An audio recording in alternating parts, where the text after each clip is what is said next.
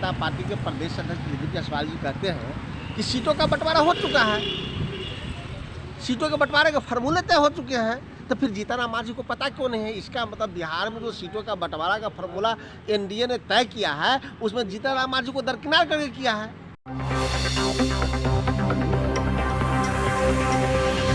नमस्कार, आप देख रहे हैं पीटीएन न्यूज और मैं हूं आपके साथ प्रभाकर पांडे।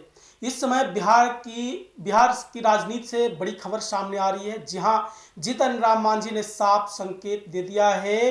बिहार विधानसभा चुनाव से पहले सीधे अपने लहजे में धमकी दिया है। उन्होंने कहा है कि एनडीए को मैं सबक सिखाऊंगा और जिस तरह से एनडीए के घटक दलों ने मेरे साथ धोखा किया है दिल्ली में और झारखंड में, वो धोखा मैं नहीं खाने वाला बिहार में।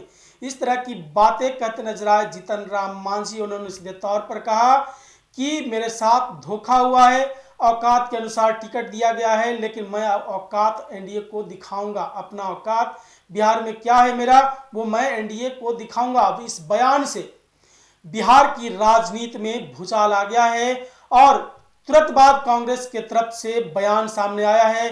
कांग्रेस के प्रवक्ता राजेश राठौर ने क्या कुछ कहा है, पहले आप ये बयान सुने। जीतनराम मांझी को जिस प्रकार से झारखंड में नजरअंदाज किया गया, जिस प्रकार से दिल्ली में उनको नजरअंदाज किया गया और बिहार में भी उनका 20 सीटों का दावा हमने देखा।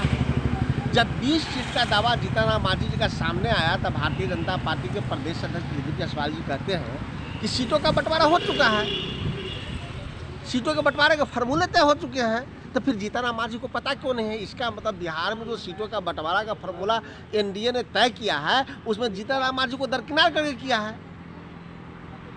अब जीतनराम मांझी जी को सोचना है कि वहाँ रह के खुद बर्बाद होना है या बचना है। और भारतीय जनता पार्टी के प्रदेश अध्यक्ष शीर्ष नेतृत्व को बताना पड़ेगा कि सीटों के बंटवारा उनके तय हो गए तो मांझी जी के कोटे में कितनी सीटें हैं, उपेंद्र कुशवाहा जी के कोटे में कितनी सीटें हैं, या उपेंद्र कुशवाहा जी पारस जी की तरह बाहर चले जाएंगे, चिराग जी को कितना सीट मिला है। जेडीयू भाजपा तो आपस में चाल चल के मुझे लगता है कि चिराग पासवान जी, मांझी जी, उपेंद्र कुशवाहा जी को फिर उसी हालत में लाना है जो पिछला विधानसभा चुनाव था।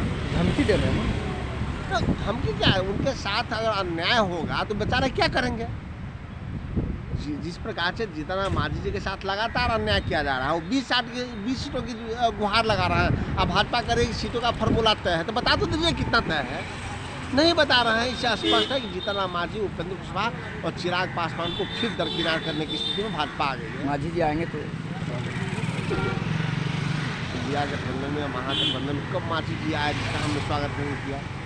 मांझी जी बुजुर्ग और दलितों के बड़े नेता हैं, एक अलग बात है, ये बड़े नेता तय करते हैं, लेकिन उनके साथ जो अत्याचार हो रहा है, जो अन्याय हो रहा है, वो उचित नहीं। भारतीय जनता पार्टी को ये खुलासा कर देना चाहिए, स्थिति स्पष्ट कर देनी चाहिए कि मांझी जी को सीटों के फॉर्मूले में कितना दिया। अगर स्थिति स्पष्ट नहीं है, अर्थात जीतनराम मांझी जी को कोई सीट भाजपा नहीं देने जा रही। जीतनराम मांझी के बयान के बाद सियासी सरगर्मी तेज हो गई है। इसी दौरान कांग्रेस के प्रवक्ता राजेश राठौर ने बड़ा बयान दिया। उन्होंने कहा कि जिस तरह से भारतीय जनता पार्टी ने पशुपति पारस के साथ किया, वही सलूक जीतनराम मांझी के साथ भारतीय जनता पार्टी कर रही है, एनडीए कर रही है। इस तरह की बातें कहते नजर आए। उन्होंने कहा कि जो हश्र पशुपति पारस का हुआ है वही नीतीश कुमार का भी हो सकता है, इसलिए नीतीश कुमार को संभल जाना चाहिए और जीतनराम मांझी को भी संभल जाना चाहिए। विधानसभा चुनाव से पहले यदि नहीं संभले तो यही हाल जो पशुपति पारस का हुआ है वही जीतनराम मांझी के साथ हो सकता है, नीतीश कुमार के साथ हो सकता है। इस तरह की बातें कहते नजर आए। और क्या कुछ कहा है राजेश राठौर ने, आपको मैंने सुनाया। फिलहाल इस खबर में बस इतना ही।